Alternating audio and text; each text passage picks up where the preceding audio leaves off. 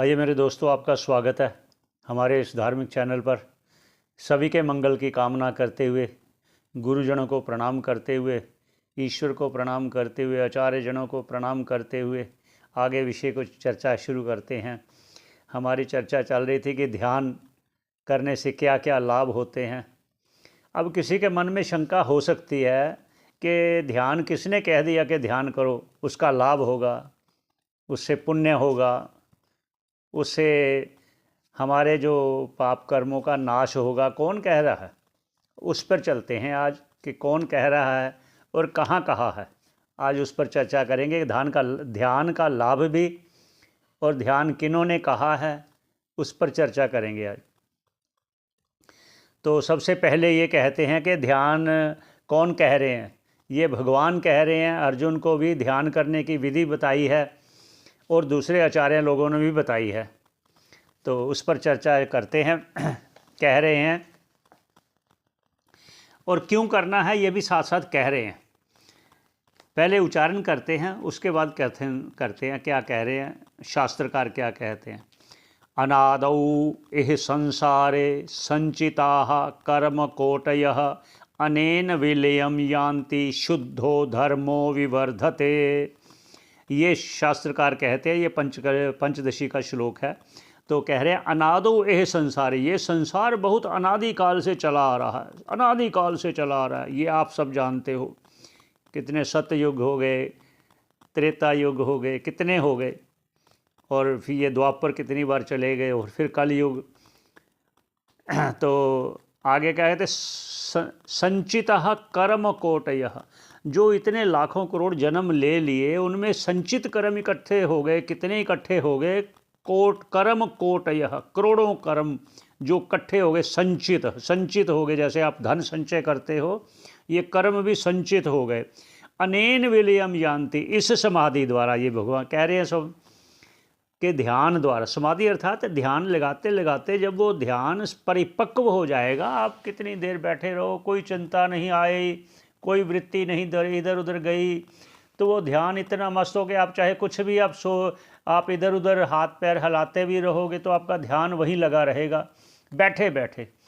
तो ये इतना परिपक्व जब हो जाता है, देह भी फिर हिलना बंद कर देती है, तो आप ध्यान में इतना मस्त हो जाते हो, वो समाधि की अवस्था में चले जाते हो। उससे फिर होता क्या है, अनेन विलयम यान्ति, इसमें वह पापों का नाश हो जाता है, अर्थात तो विलय हो जाते हैं। विलय ये कहते हैं अनेन विलयम, अनेन इस समाधि अवस्था में, इस ध्यान अवस्था में, विलयम यान्ति, ये कर्मों जो पाप कर्म है, सिर्फ पाप कर्म, पुण्य कर्म नाश नहीं होते। पुण्य तो आपको पुण्य फल देकर ही जाएंगे, अर्थात सुख प्रदान करके जाएंगे। यही इसका लाभ है। ध्यान का लाभ यही है कि पुण्य बढ़ते जाएंगे और पुण्यों के प्रताप से पाप नाश होंगे, पुण्य नाश नहीं होंगे। पुण्य तो आपको सुख देकर, उसका फल देकर जाएंगे, क्योंकि पुण्य तो सुख ही देंगे, दुख नहीं देंगे। वो पाप ही दुख देते हैं। फिर यान्ति, इसलिए वो उसमें लय हो जाते हैं। कौन, पाप कर्म लय हो जाते हैं। आगे क्या कहते हैं, शुद्धो धर्मो विवर्त, जो शुद्ध धर्म है, शुद्ध अर्थात जो ईश्वर को मिलाने वाला और जन्मों का नाश करने वाला, फिर उस मोक्ष पद को प्रदान करने वाला, वो है। कहते फिर ये कहा, भगवान ने कहाँ कहा अर्जुन को, तो वो भी कह देते हैं। छठे अध्याय में 19वां श्लोक है, कहते यथा दीपो निवास्थो, जिस प्रकार भगवान ने कहा था ना अर्जुन को, दीपक ऐसे जलता हो जहाँ बिना वायु के अडोल अर्थात हिलता डुलता नहीं है, ऐसे चित्त को एकाग्र करो। और भी क्या कहते हैं, ये तो उपरमते चित्तम, जब आपका चित्त शांत हो जाए ध्यान करते करते, बोला भी है शनै शनै उपरमेद, धीरे धीरे धीरे धीरे अपनी बुद्धि को, अपने मन को विषयों से हटाओ, ध्यान कह रहे हैं। क्योंकि हम अपने मन से नहीं कह रहे, जो शास्त्रों में कहा है वही कह रहे हैं। और आगे और भी क्या कहते हैं, एक और क्या कहा उन्होंने, ये कहते धर्ममेघमिमं प्राहुः समाधिं योगवित्तमाः वर्षतेश यतो धर्म अमृतधारः सहस्रशः। ये धर्म मेघ, धर्म रूपी मेघ, जब आप ध्यान करोगे, वो ध्यान को धर्म मेघ कहा है। मेघ अर्थात वो बादल कहा है जो वर्षता है, वर्षा। वो कौन सी वर्षा करेगा, अमृत की वर्षा करेगा। अमृत की वर्षा करने से क्या होगा, पापों का नाश होगा। ये जो वर्षा है वो वर्षा बाहर वाली वर्षा नहीं होगी, वो वर्षा ध्यान में बैठकर आपके अंतःकरण में वो वर्षा होती होती वो धर्म रूपी जो मेघ है, बादल है, वो अंदर ही, ध्यान आपका अंदर चल रहा है तो वो अंदर ही वर्षा करके उन पापों का नाश करती है। ऐसे नाश नहीं, उनके स्वयं कह रहे हैं वर्षति एषा, यह तो धर्म रूपी, धर्म अमृत रूपी धारा बरसती है इस धर्म मेघ से। और वो धारा भी कितनी है, सहस्रशः, हजारों धाराएं होती हैं।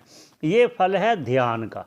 भगवान ने भी कहा है, शास्त्रकार भी कहते हैं, ध्यान क्या क्यों कह रहे हैं कि इससे और भी कहा है, क्षणम आत्मनुसंधानात् पापम दहती कोटिशः, करोड़ों पाप नष्ट हो जाते हैं। ऐसे ध्यान करके लगाना चाहिए। भगवान का ध्यान लगाओ, अंतरात्मा में अपने चित्त को रोको, जिस प्रकार आपको सुविधा हो, सुखपूर्वक जैसे आप कर सको, जितना आप कर सको, वो धीरे धीरे धीरे धीरे वो संस्कार आपके दृढ़ हो जाएंगे। जिस प्रकार एक जो विद्यार्थी है वो एग्ज़ाम के दिनों में वो जब सुबह से शाम तक वो अध्ययन करता रहता है, जब सो जाता है तो सोते हुए भी वो स्वप्न में वही देखता है, मैं पढ़ रहा हूँ, मैं एग्ज़ाम देने जा रहा हूँ, इतना संस्कार दृढ़ हो जाता है। ऐसे ही ये ध्यान करने का जो संस्कार है वो इतना दृढ़ हो जाएगा, तो ध्यान में आपका जितना ज़्यादा वो परिपक्व अवस्था होगी उतने पापों का नाश होकर आपका प्रसन्नता रहेगी, हर समय प्रसन्न रहेंगे। अगर कोई थोड़ा बहुत दुख आ भी गया तो वो भी आपको विचलित नहीं करेगा, उद्वेग नहीं करेगा, दुख उतना नहीं होगा जितना पहले होता था। ये अंतर होते होते होते होते आप खुद देखोगे कि मुझे इस ध्यान में कितना लाभ हो रहा है। ये भगवान कह रहे हैं, आचार्य जन कह रहे हैं, हमें तो उनकी बात माननी चाहिए। ध्यान करने से लाभ ही लाभ है। दूसरा लाभ, जो प्रत्यक्ष लाभ आपको दिखाई देगा, जो मान लो आप इधर उधर की बातों में लगाओगे, ध्यान में बैठोगे तो वो बातों से तो छुटकारा मिलेगा। सबसे सरल ये कि आप बेकार की बातों में हट गए और उस ईश्वर के चिंतन में लग गए। बड़ा सीधा सीधा स्पष्ट जो दिखाई देने वाला लाभ है ये तो ये भी है।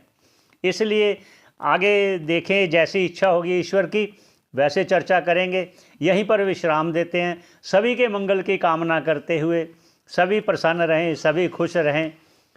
तो हो सके आप शेयर कीजिए, सभी को लाभ प्राप्त हो, हम ये चाहते हैं। सभी ईश्वर के भक्त बने, सभी को इस जन्म मरण से छुटकारा मिले, सभी आनंद में रहें। धन्यवाद। श्रवण करने का बहुत बहुत धन्यवाद।